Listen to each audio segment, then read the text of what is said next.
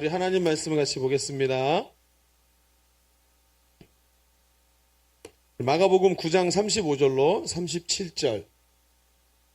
마가복음 9장 35절로 37절. 그 다음에 10장 13절로 16절. 두 곳의 말씀을 같이 보겠습니다. 자, 35절부터 36, 37 속절을 우리 한 절씩 교독하겠습니다. 예수께서 앉으사 12제자를 불러 이르시되 누구든지 첫째가 되고자 하면 무사람의 끝이 되며 무사람을 섬기는 자가 되어야 하리라 하시고,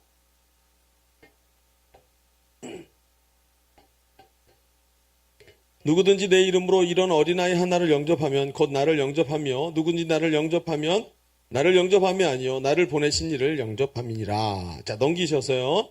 13절 마가복음 10장 13절 여러분이 먼저 읽습니다. 시작.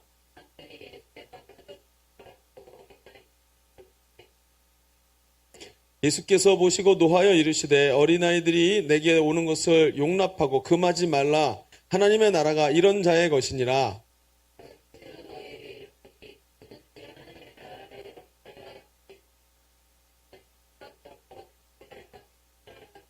우리 16절을 같이 봅니다. 그 어린아이들을 안고 그 위에 안수하시고 축복하시니라. 아멘. 자, 오늘 말씀을 좀 나눕시다. 여러분, 닌텐도가 처음 나왔을 때 혹시 닌텐도 샀던 사람 있나요?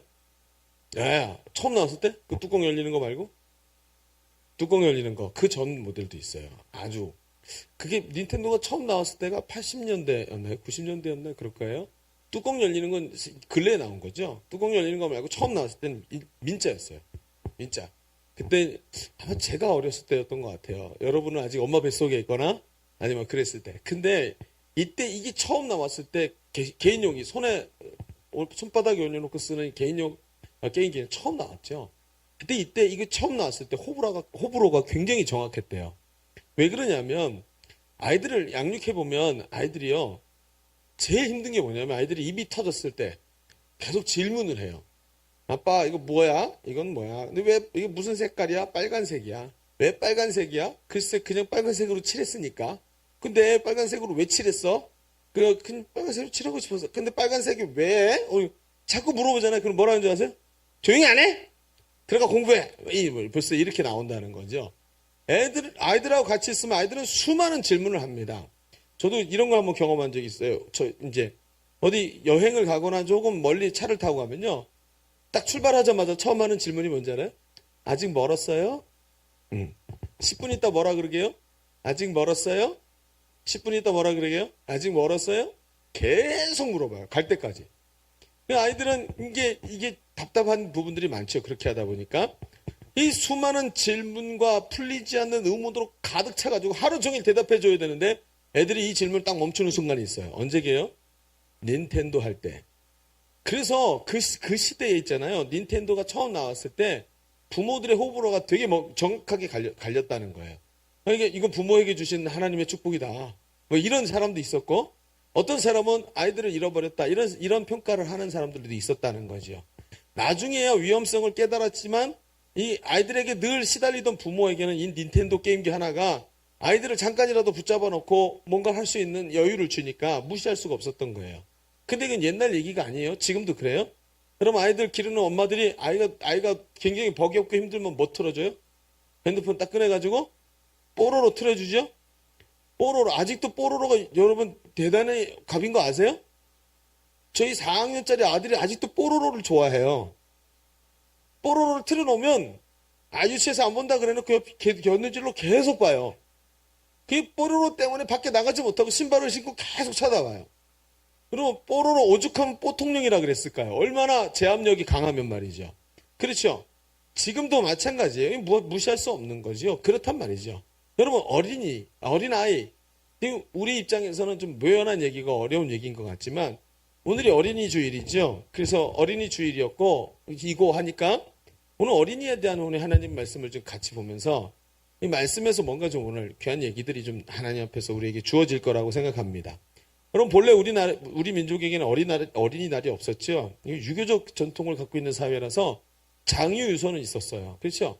그런데 어린이들에 대한 배려는 굉장히 부족했죠. 그래서 아이들에 대해서는 알라, 아이 그 다음에 이제 뭐 애새끼, 뭐 이렇게 표현했어요. 애새끼란 말 굉장히 많이 썼어요. 모르죠? 네, 제가 3.1운동 할 때 애새끼란 말 굉장히 많이 썼었어요, 그때. 근데 그런 이제 인격을 소중히 여기지 않는 호칭들이 많았었는데, 이 어린이의 가치가 근대화가 되면서 가치들이 깨우침이 일어나고 어린이에 대한 이제 가치를 부여하기 시작해요. 그래서 우리나라에서도요, 3.1운동 이후에, 이거 웃긴 얘기 아니에요, 3.1운동? 3.1운동 이후에, 민족 정신이 아이들한테 들어가야 되는구나 하는 개념이 생겼어요. 그래서 그때부터 이제 진주, 진주가 경상도에 전라도예요? 경상도, 그죠? 진주에서부터 시작해서 이제 각 지역의 소년회라는 것이 창설이 되기 시작하고요. 1922년 4월 달에 각 소년운동 단체 그리고 신문사 등 이런 것들이 모여서 논의해서 5월 1일을 소년일이라고 정해가지고 1회 기념식을 연 것이 우리나라의 어린이날의 시초예요. 그게 처음이에요. 예수님께서도 어린이들을 굉장히 소중히 여기셨죠. 우리나라도 이렇게 해서 어린이날을 열었는데 그게 언제라고요? 1922년도예요. 그리고 세계적으로 살펴보면요. 어린이날이 세계적으로 바로 이 시기 때 열려요. 그렇게 세계적으로 어린이날이 먼저 있었던 민족은 거의 없어요. 거의 이 시대에 열려요. 처음으로. 이 시대적 흐름에서 이제 어린이날이 들어오게 돼요. 그런데 여러분 성경에는요. 예수님이 어린이에 대한 중요성을 언제부터 말씀하셨어요? 오늘 본문에 나와 있는 복음서 때부터 어린이에 대한 중요성을 말하고 계시는 거예요. 근데 여기서 우리가 생각하는 어린이가 우리 시대에도 어린이가 소중하다, 나라의 미래다, 뭐 이런 생각을 가지고 어린이를 소중히 여기잖아요? 그러면 예수님이 얘기하신 어린이의 소중함도 우리가 생각하는 것과 똑같았을까요? 어떻게 생각하세요? 어린이를 중요하게 여기셨는데 어린이를 중요하게 여기신 이유가 우리랑 똑같은 이유에서였을까요? 우리처럼 생각하셔서 어린이를 중요하다고 말씀하셨을까요? 물론 그런 부분도 있을 것 같아요. 그런데 조금 말씀을 가만 객관적으로 파헤쳐 보면 여기서 보이는 게 있어요. 그것을 이제 좀 보기를 원하는 거죠. 예수님은 왜 어린이들을 소중하게 보셨을까요? 어린이 주일을 맞이하면서 다시 한번 이제 이 어린이를 소중히 여기시고 지극히 작은 소자 하나를 소중히 여기신 예수님의 개념을 오늘 좀 같이 배워보자는 거죠. 자, 주보를 펼쳐서 이 두 가지 얘기들을 할 텐데 오늘 말씀의 제목이 뭐예요? 어린이 하나를 통해서 보라. 맞아요? 네. 거의 입을 딱 다물고 이렇게 고개 이렇게 껴뚱하고 쳐다보지 마시고 같이 합시다. 자, 첫 번째 메시지는 이거예요. 첫 번째 메시지, 주님은 어린아이에게서 하나님 나라 소망을 보셨습니다 하는 이제 메시지로 같이 이야기를 나눠보죠. 하나님 나라 소망을 보셨다는 거예요. 그러면 이 본문은 예수님께서 큰 자 논쟁에 빠져있는 제자들에게 작은 자의 중요성을 일깨워주시기 위해 어린아이를 끌어다가 놓고 가르치시는 장면이죠. 아이들을 경시 여기고 귀찮은 존재로 억누르면서 살았던 이 시대가 고대 사회는 이게 공통적인 모습이었어요. 아이들을 소중히 여기지 않았어요. 그래서 아이들은 악하다, 이런 애들이 악하다라고 하는 표현들이 고대 문서들에는 되게 많이 나와요. 심지어 있잖아요. 스파르타 같은 데서는 자녀의 생사 여탈권까지 아버지에게 줬지요. 아이를 낳았는데 아이가 장애가 있거나 아이가 아버지 마음에 안 들면 아이를 안 길렀어요. 저기다가 들에다 놓고 짐승이 잡아먹겠어요. 진짜로 그랬대죠. 그건 거기만이 아니에요. 중국의 고사를 보면요. 자녀를 낳아가지고 아이를 돈 받고 팔기도 했어요. 물론 노예들을 파는 건 당연히 그런 일도 있었는데 자식들을 돈 받고 팔기도 했다는 것을 알아야 되는 거예요. 그런데 예수님의 가르침은요. 어때요? 이런 예수님 시대에도 똑같이 아이들에 대한 이런 통념을 갖고 있었는데 이런 통념을 여지없이 깨뜨리시죠. 예수님께서는 섬김을 통해서 큰 자가 되고 제일 낮아지는 마지막 사람이 제일 낮아진 사람을 통해서 첫째가 된다 하는 이야기들을 오늘 우리가 읽은 말씀 35절에 얘기를 하죠. 앞에 읽었던 본문을 보세요. 예수께서 앉으사 12제자를 불러 이르시되 누구든지 뭐라고요? 첫째가 되고자 하면 뭐가 되래요? 사람의 끝이 되며 묻 사람을 섬기는 자가 되어야 하리라 하고 얘기를 하고 있어요. 예수님은 이런 가치를 무너뜨리기를 제자들의 생각에서 무너뜨리려고 하시는 거예요. 그러면서 어린아이를 불러놓고 이런 원리를 설명합니다. 사회적으로 지극히 낮은 지위를 가진 어린아이에 대한 제자들의 태도가 예수님께 대한 그리고 하나님께 대한 태도가 된다는 것을 얘기를 하는 거예요. 여러분 이게 쉬운 게 아니에요. 여러분 37절에 보세요. 누구든지 내 이름으로 어린아이 하나를 영접하면 곧 누구를 영접하며? 나를 영접하며 그리고 나를 영접하면 나를 보내신 이를 영접합니다. 여러분, 이 어린아이 하나를 영접하는 게 하나님을 영접하는 거래요. 이 개념이요. 제자들에겐 절대 쉽지 않았어요. 왜요? 그 시대 통념 때문에요. 여러분, 한 번 개념이 들어가면 어렵죠. 저희 집에 강아지를 키워요. 강아지 키운 지 1년이 넘었어요. 그런데 아직도 저는요, 그 강아지가요, 은근히 미워요. 왜 그럴까요? 부르면 안 와. 제게 먹을 게 없으면 안 와요. 그런데 제가 먹을 걸 딱 쥐고 있잖아요? 와가지고 탁 앞에서 눈도 안 떼. 그걸 달라는 거예요. 그런데 제 통념은 뭐냐? 어렸을 때부터 개라는 통념이요. 저희 시대만 해도 개는 냄비하고 연결이 됐었어요. 된장 또는. 그렇죠? 그런데 이 개가 집에 들어와서 제 아이들의 친구예요. 저보다 제 아이들을 개가 더 많이 봐요. 여러분, 그러면서 아이들이요, 개를 마치 형제인 양, 형제처럼 안 하지만 제가 하도 세뇌 교육을 시켜가지고 개는 개다 막 이러면서 했기 때문에 그렇게까지는 안 하는데 거의 상전 취급을 받아요. 그러면 저는 가끔 있잖아요. 배알이 이렇게 뒤집어지는 거예요. 와고 제가 먹을 때 제 옆에 와서 막 이렇게 아이러니하게 제가 먹을 걸 걔한테 제일 많이 주는 사람이 저예요. 애들은 아빠가 무서우니까 반찬 같은 거 못 주는데 저는 먹다가 남기면 걔 주거든요. 그럼 걔가 저한테 자주 와요. 그럼 제가 먹을 걸 이렇게 들고 주잖아요. 그럼 걔가 이렇게 딱 확 와갖고 먹으려고 이렇게 내밀거든요. 그러면 싹 빼면서 딱 이렇게 이런 짓을 하는 거죠. 그러니까 걔가 저한테 올 때 눈치를 딱 봐요. 딱밤을 때릴 건지 먹을 걸 줄 건지. 그래서 제 눈치를 보고 올지 안 올지 선택을 하더라고요. 여러분 한번 생각해 보세요. 오늘 이 얘기는 뭐하고 똑같은 거예요? 저한테는 이 얘기예요. 어린아이를 섬기는 것이 하나님을 섬기는 것이다. 이 얘기가 뭐예요? 저의 개념에서는 우리 집 강아지에게 잘하면 구원을 얻으리니 이런 얘기하고 똑같은 거예요. 받아들여져요? 저는 안 받아들여지는 거죠. 여러분 지금 제자들도요. 이 개념을 받아들이기가 굉장히 어려운 개념인 거예요. 작은 자에게 높은 가치를 부여하는 것. 여러분 이것이 사회적으로 부자연스러운 것은 아니지만 그것이야말로 하나님 나라 가치 기준을 받아들이고 있는가의 여부를 가리는 시금석이 된다는 거예요.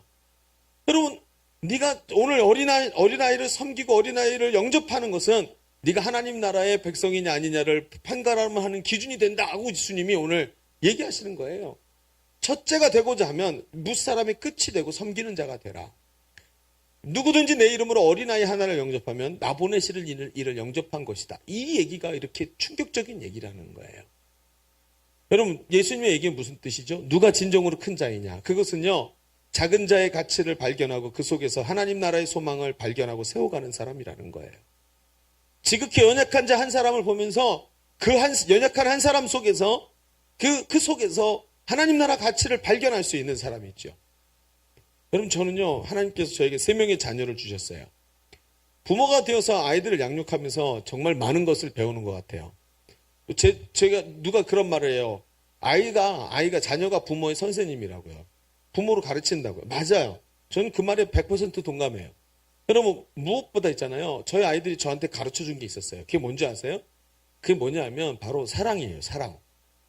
저는 연애를 오래 했고 결혼을 하고 이렇게 결혼 생활을 하면서도 늘 받는 사랑에 익숙해 있었던 것 같아요. 그래서 사랑이 뭔지 잘 몰랐었어요.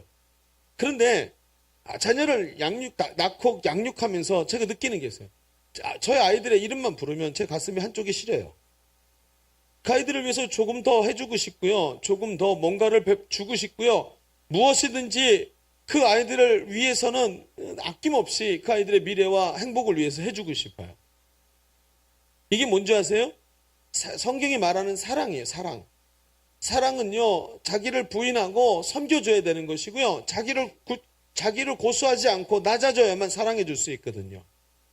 저는 자녀들을 보면서 처음으로 사랑이라는 것을 제가 사랑이 이거구나 하고 느끼게 된 것 같아요. 처음으로요. 여러분 또 있잖아요.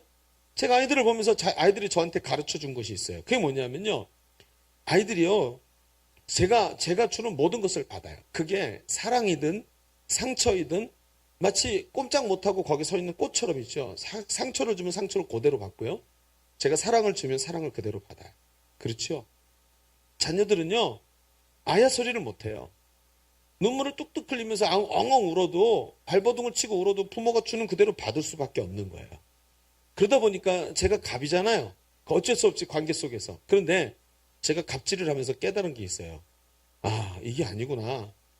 내 안에 있는 내 잘못된 성품과 내 내면 세계의 문제가 아이들에게 그대로 그려주는구나. 마치 흰 옷을 입고 있는 아이들에게 페인트로 그리듯이 그려지는 거예요. 그걸 보면서 제가 아버지다운 아버지가 될 수밖에 없었어요. 전 아버지답지 못한 사람이었거든요. 아비답지 못한 아비였는데 아비다운 아비가 되어야만 했어요. 제 인격이 성숙해야만 했고요. 제 아이들의 그 마음속에 그려지는 그 이상한 그림 때문에, 내가 그려놓은 그 그림 때문에 그 그림을 지우고 아름다운 그림을 그려줘야 되기 때문에 제가 변할 수밖에 없었어요. 여러분, 무엇보다 있잖아요. 부모에게 제일 중요한 것을 저희가 가르쳐준 게 뭔지 아세요? 제 아이들이 저한테 가르쳐준 게 소망이라는 단어예요. 저는 세상에 굉장히 시크한 반응을 보였던 사람이에요. 뭘 해도 다 그냥 뭐 시큰둥하고 늘 그렇게 사는 거지. 뭘 잘해도 뭐 잘했나 보지. 그리고 별로 관심이 없었어요. 그런데 제가 자녀들을 딱 보는데요. 자녀들의 눈빛 속에서 나는 그 아이들의 미래와 그 아이들의 삶에 대한 소망을 제가 볼 수 있는 거예요. 여러분, 부모가 다 그렇지요. 자식이 아무리 못 나도 자식을 바라보는 부모의 눈 속에는 자식의 훌륭함이 보이는 거예요. 그래서 부모는요, 자식이 아무리 못 나도 자식을 포기하지 않아요. 그게 뭔지 아세요? 소망이에요. 소망은요, 소망이라는 것은 소망할 만한 가치가 있기 때문에 소망이 아니고요. 소망이 없는 곳에서 소망을 꽃피우는 거예요. 그렇지 않아요? 여러분 지금 여러분이 다 자고 있는데 제가 왜 설교하고 있을까요? 그나마 소망이 있기 때문에 뭐 자고 졸고 침 흘리고 막 맷돌 돌리고 막 그래도 그 소망 하나 때문에 복음 전하는 거예요. 말씀 전하는 거예요. 여러분, 소망은 뭐예요? 소망이 일어나지 못하는 곳에 소망이 꽃피는 게 진짜 소망이에요. 그런데 자녀들을 보면서 그 작고 연약한 아이들의 미래에 대해서 부모가 소망을 품더라고요. 이 아이는 이게 잘해. 얘는 정말 공부는 잘 못하는데 얘는 정말 이 뭐라 그럴까, 표현이 잘 안 되네요. 지금 저희 둘째 아이를 표현하려고 그랬는데 좀 느렸어요. 근데 아이가 느려가지고 숙제를 하면 남들 다 할 때 반밖에 못하고, 밥을 먹어도 다른 애들 밥 다 먹고 나가서 놀 때 얘는 아직 한 숟갈 먹은 것 같은 그러나 끝까지 앉아서 먹는 거예요. 그러니까 얼마나 답답해요. 맨날 왜 너 이렇게 느려? 막 그러면서도 제 속에 마음에 품고 있는 풍모지는 소망이 뭔지 아세요? 얘는 꾸준해. 얘는 참 신기해. 꾸준해. 그리고 얘는 느리지만 한번 터득하면 꾸준히 해. 이게 제가 가진 소망이었어요. 근데 기가 막힌 게 뭔지 아세요? 부모가 그렇게 소망을 가지니까 자식이 그렇게 변하더라. 진짜로 그렇게 가더라. 부모가 보는 소망이 정확해요. 여러분, 부모가 자식이 귀한 것이요, 내 자식이기 때문에 귀한 것이 아니라 그 소망의 눈을 하나님이 주셨기 때문에 그걸 발견하고 그 보잘것없어 보이는 아이를 양육하는 거예요. 여러분, 이렇게 예수님이 하신 말씀이 뭐예요? 작은 자에게서 소망을 보는 눈을 가지고 있는 사람이 바로 하나님 나라에서 큰 자라고 얘기하고 계시는 거예요. 별 볼 일 없고요. 가진 거 없고요. 연약하고요. 말 되게 안 듣고요. 하나님의 말씀에 순종하지 않고요. 응? 자기 분노에 사로잡혀서 눈빛이 막 분노에 이글이글 타고 있으면서 그렇게 하나님 말씀에 저항하고 막 이러는 그 사람이요. 여러분, 그 사람이 누구였는지 아세요? 그게 저였어요. 제가 목사 아들로 태어나가지고 목사님 아들로 살면서 제 청소년기가 딱 이랬어요. 그런데 저희 부모님이 저를 보면서 그 제 속에 들어있던 부모님의 소망이 꺼지지를 않았던 거예요. 저희 부모님은 끝까지 저를 포기하지 않고 기도하셨고요. 그래서 제가 하나님 앞에서 목회자로 끝까지 서 있을 수 있는, 갈 수 있는 길을 우리 부모님이 열었다고 말해도 과언이 아니에요. 여러분, 이게 뭐예요? 바로 작은 자에게서부터 소망을 보는 사람인 거예요. 여러분, 우리 시대를 보세요. 우리 시대에 너무나 상처나고 아픈 사람이 너무 많지요. 미숙하고 나약해요. 어떤 사람은 구제불능이에요. 어떤 사람은 상처받고요, 학대당하고요, 악한 마귀에게 끌려다니고 유린당했어요. 어떤 사람은 억압받고 박탈당했고요, 소망을 완전히 상실한 상태로 파괴된 인생도 있어요. 그러나 성경은 하나님 나라가 이런 미숙한 자에서부터 시작된다고 지금 얘기하고 있는 거예요. 어느 날 지하철을 타고 가고 있었는데요, 제 앞에 어떤 아가씨가 앉아 있는 거예요. 책을 보고 있었어요. 책을 보고 있었는데 눈에 이렇게 반대편의 시선에 그 아가씨 스타킹이 자꾸 보이는 거예요. 막 이상한 거 아니에요? 그냥 너무 도드라져 보이는 거예요. 왜냐하면 너무 야했어요. 무늬가 너무 많고. 그래서 뭐야. 그리고 딱 한번 뜩 봤는데 깜짝 놀란 거예요. 여자가 아니라 남자인 거예요. 머리를 길러서 파마를 했고 하얀색 화장을 했는데 어디를 봐도 남자예요. 어깨가 떡 벌어졌죠? 광대뼈 튀어나왔죠? 눈빛이 그렇죠? 여기 목젖. 이게 침을 삼킬 때마다 꿀떡하고 왔다 갔다 하는 거예요. 어? 다리도 딱 보면 있잖아요. 여자의 다리가 아니라 근육이 울룩불룩한 남자의 다리고요. 그리고 여자들은 앉으면 다리를 딱 모아서 앉잖아요. 이게 습관이 안 돼서 모으면 자꾸 벌어지는 거예요. 모으면 벌어지고. 왜요? 남자니까. 그럼 너무너무, 근데 웃긴 건 뭐냐면, 그 옆에 사람들이 안 앉는 거예요. 앉아있던 사람들이 쓱쓱 피어나가는. 제가 마음이 굉장히 아팠어요. 그래서 그 친구 거기서 갖고, 사람 한 사람 이렇게 아무데도 안 쳐다보고 멍하니 이렇게 어딘가를 응시하는데, 사실은 사람들이 자기를 쳐다보고 피하는 걸 알고 어쩔 줄 몰라 하고 있는 거예요. 마음의 깊은 상처가 그 눈빛에 있었고요. 지워지지 않는 자괴감과 붕괴된 자아의식들이 전 눈에 선하게 보이는 거예요. 워낙에 사람들을 많이 상담하고 해봤더니 금방 눈에 보이는 거예요. 얼마나 불쌍한지요. 여러분 우리 주변에 여러분 생각해 보세요. 이 사람에게서 하나님 나라 비전을 볼 수 있겠어요? 여러분 이 사람에게서 하나님 나라 비전을 보고 이 사람 이런 파괴된 것 같은 인생 속에서 정말 이 사람 속에서 하나님이 사랑하셔서 이 사람을 통해서 그의 삶을 변화시키고 삶의 주변을 새롭게 하시기 원한다는 그런 소망을 가질 수 있는 사람이 누구라고요? 바로 그 눈빛을 가지고 있는 사람이 하나님 나라 소망을 가지고 있는 사람이라는 거예요. 예수님이 부른 제자들을 보세요. 제자들의 배경을 보세요. 그들은 절반 정도가 어부였어요. 6명 정도가 어부였고요. 사람들에게 손가락질 받는 당대 가장 죄인이라고 불렀던 세리였어요. 여러분 바울은요 초대교회 성도들을 향해서 이렇게 말해요. 이 고린도전서 1장 26절에 보면요. 형제들아 너희를 부르심을 보라. 육체를 따라 뭐가 없어요? 지혜로운 자가 없대요. 여러분 지혜 있는 자가 교회 없고 다 멍청한 사람들이래요. 여러분 적나라하게 말해볼까요? 얼마나 멍청한지 너네 참 멍청하다 이런 소리 아니에요? 또요. 그 다음에 나온 게 뭐예요? 능한 자가 많지 않냐며. 여러분 세상에 뭐 이렇게 좀 세리라든지 아니면 관공서 직원이라도 돼야 되는데 경찰 하나도 없고 옛말로 순사 하나 교회 없고 이 교회는 없고요. 관공서 직원 하나 없는 거예요. 여러분 그러면서 뭐라 그래요? 문벌 좋은 자가 많지 않도다. 공부를 제대로 한 사람이 없다는 거예요. 여러분 지금 교회를 바라보면서 뭐라 그래요? 너네 진짜 바보다.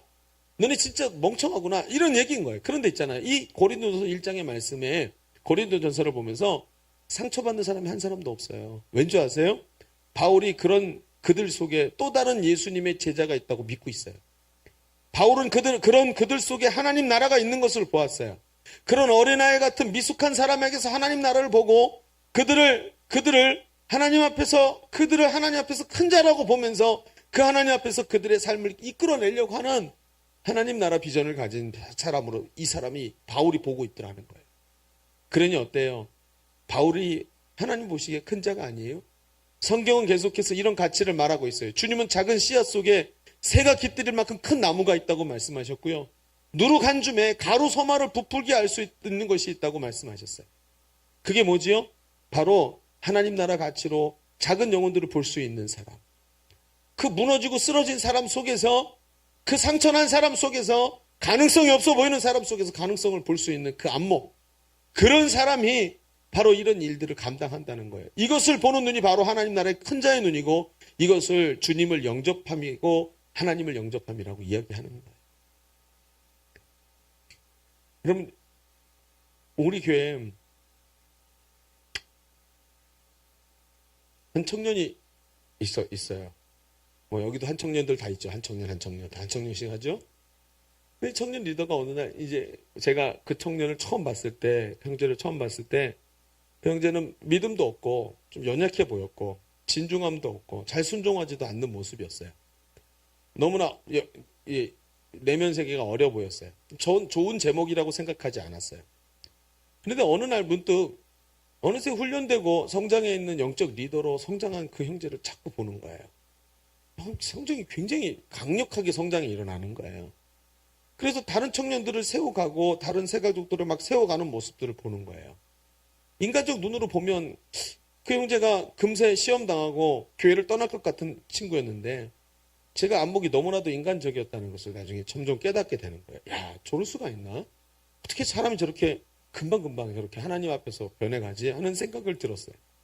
그 청년이 자기 정체성을 그 형제가 하나님 앞에서 다시 발견하고 사명을 향해 자기를 변화시키고 매일같이 자기를 쳐서 복종시키고 달려가는 모습이 저한테는 너무 감격적으로 보이기 시작했었어요.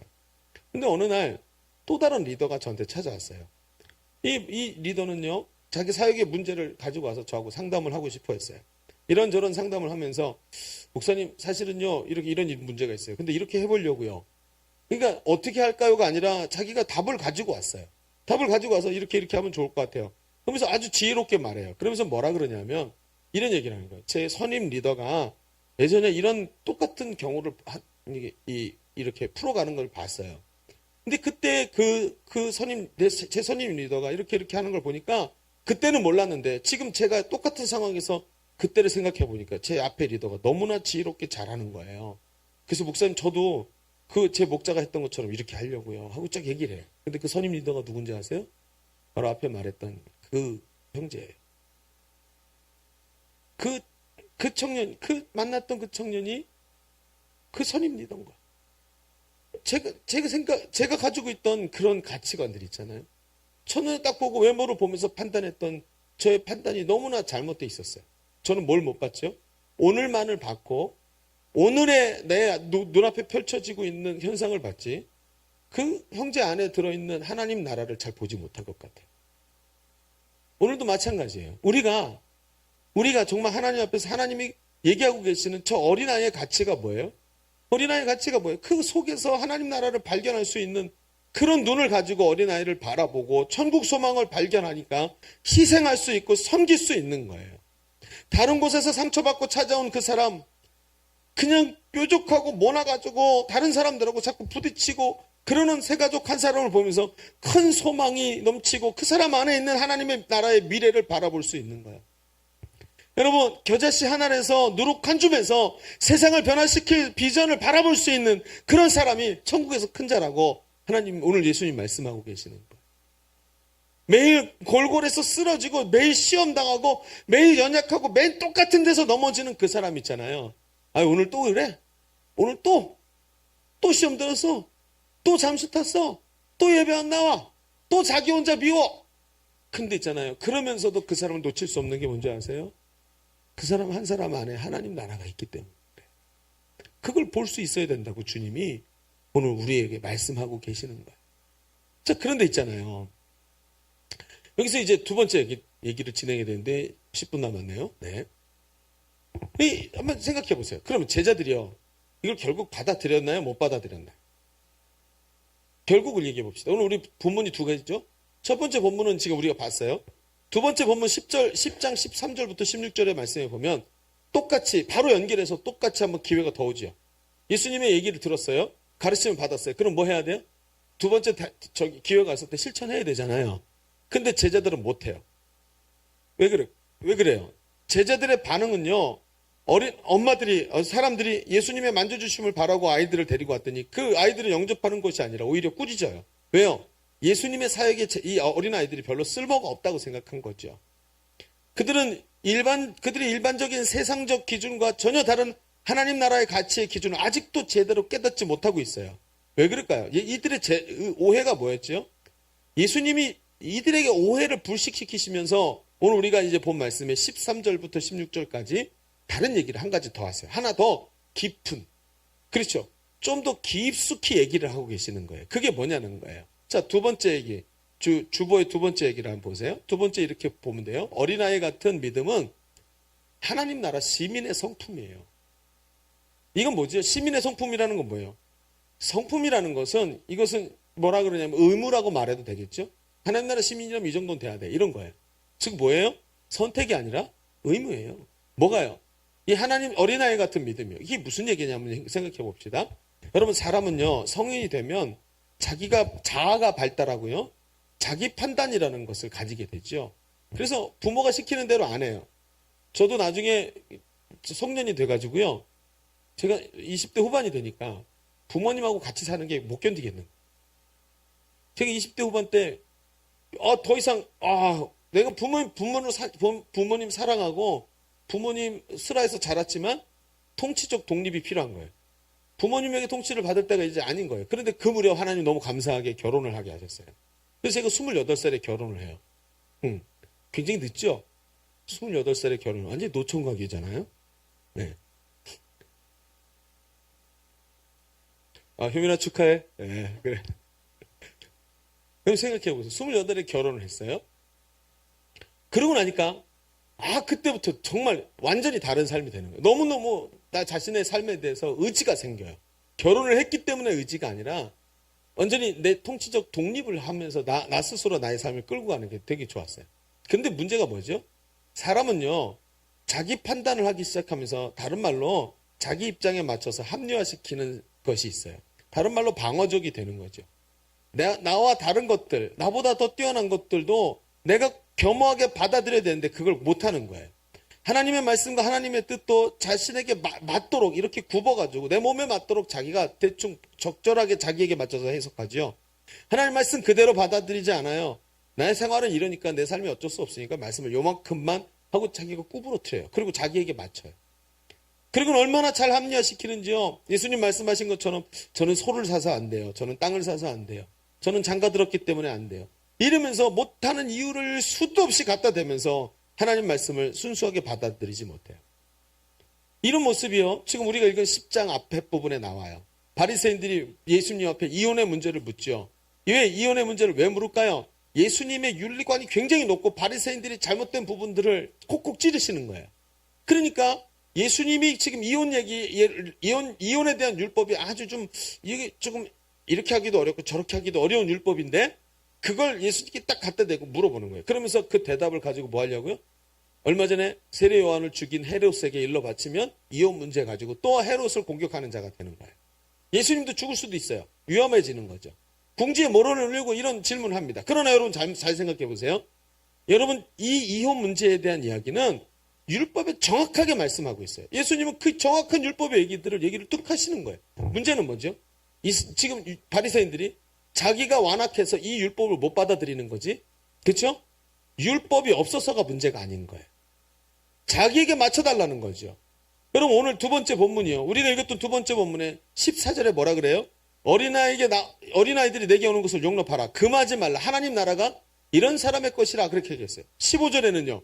누구든지 하나님 나라를 어린아이와 같이 받아들이지 않는 자는 결단코 들어가지 못하리라. 무슨 뜻이에요? 받아들이다는 게 무슨 뜻인지 아세요? 영접하다, 받아들이다, 받들다, 온전히 따라가다, 순수하게 그것을 받아들이다. 같은 말이에요. 여러분 예수님이 문제를 지적했을 때 어떻게 해야 돼요? 자기의 마음을 열고요. 그것을 받아들여서 그 가치로 자기를 변화시키는 사람이 돼야 된다는 거예요.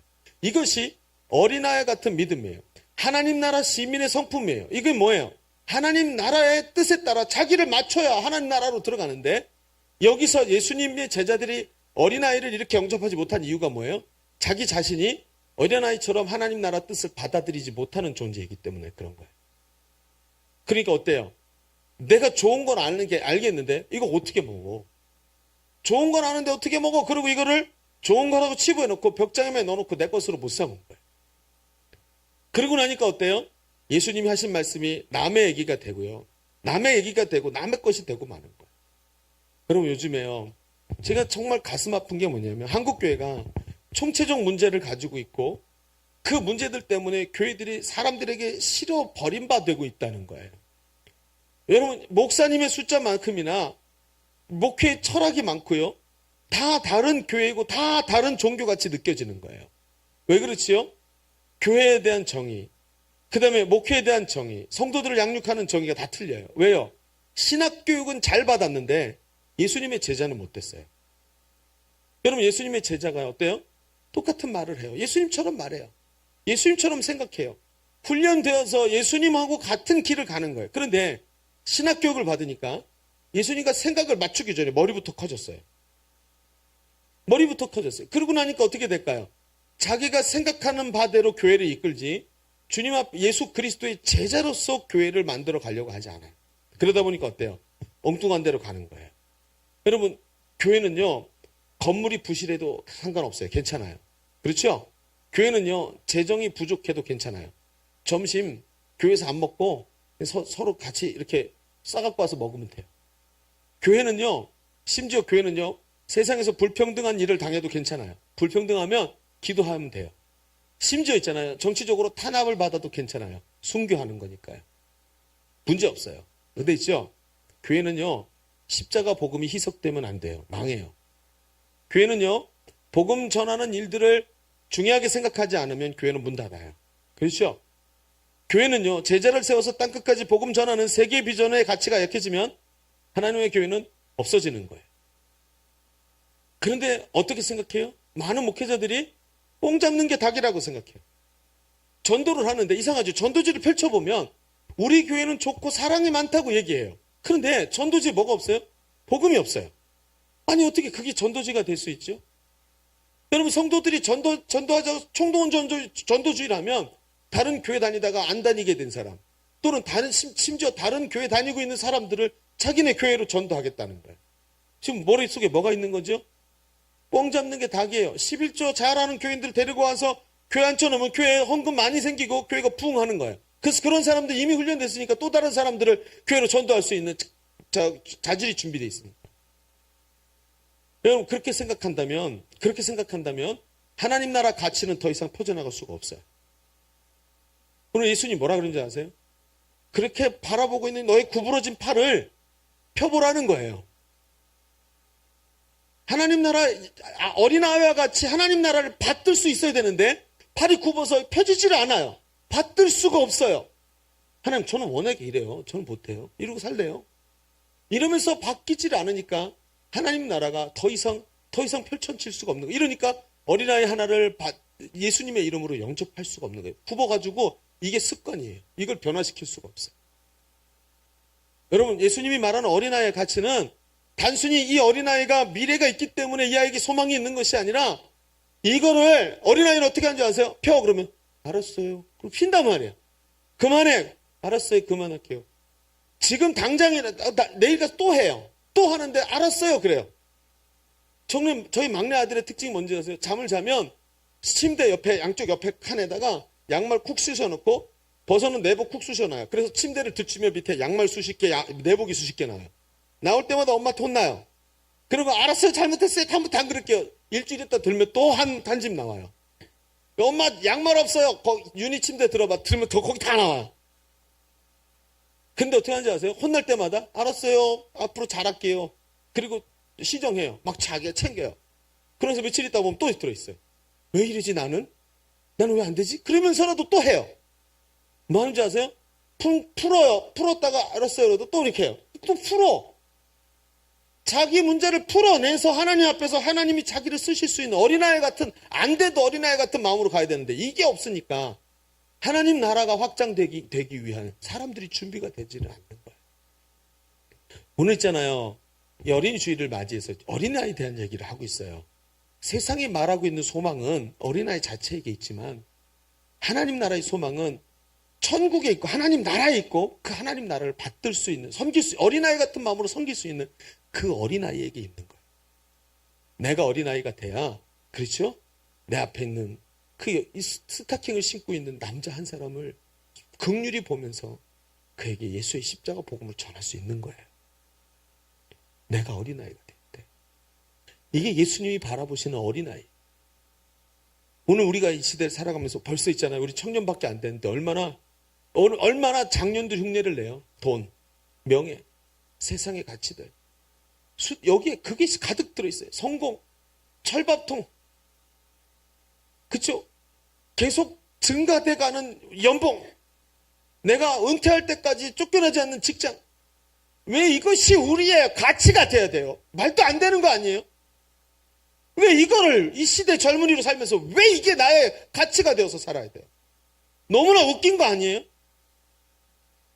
그걸 위해 살지 말라는 얘기예요. 어린아이 같이 있잖아요. 오늘 떠나자 그러면 주님 앞에서 구부러진 팔벽을 털털 털고 일어나서 주님 따라갈 수 있는 사람이 될 때 오늘 이 시대에 여자 스타킹을 신고 지하철에 앉아있던 그런 사람들이 변화될 수 있는 여지가 생기고 소망이 생기는 거예요. 나는 여러분이 변화되기를 바랍니다. 오늘 예배 인원이 한 5, 6명만 줄어도 많이 빈 것 같지요? 10명만 많아지잖아요. 꽉 찬 것 같아요. 그런데 관심이 아니라요. 오늘 여전히 주님 앞에 이 말씀 앞에 서 있는 당신 하나가 변화되는 게 오늘 이 시대와 사회에 굉장히 중요한 역할을 한다는 거 알아야 돼요. 어린아이가 되세요. 자기를 부인하세요. 여전히 하나님 나라 가치에다가 자기를 부인하고 헌신할 수 있을 때 이 시대는 여전히 소망이 있고 빛이 있는 거예요. 기도합시다. 이 시간 한번 같이 오늘 이 말씀 붙잡고 기도합시다. 제가 너무너무 답답해서 여러분 앞에서 제 가슴을 터면서 같이 말씀을 나눌 수밖에 없었어요. 시대를 바라보면 저는 목회자로 제일 부끄러운 게 목회자예요. 목회자가 제대로 서야 되는데 나부터 너무 제대로 서 있지 못하고 굽어진 팔을 갖고 있는 것 같아요. 잘 안 펴져요. 하나님 우리를 불쌍히 여겨주십시오. 굽어진 마음이 펴지게 해주시고 닫혀진 마음이 열려서 이 시대에 소망이 없는 시대 하나님 나라 소망을 가진 자들이 드러나게 하여 주옵소서. 오늘 말씀 붙잡고 한번 통성으로 기도합니다. 아버지 하나님.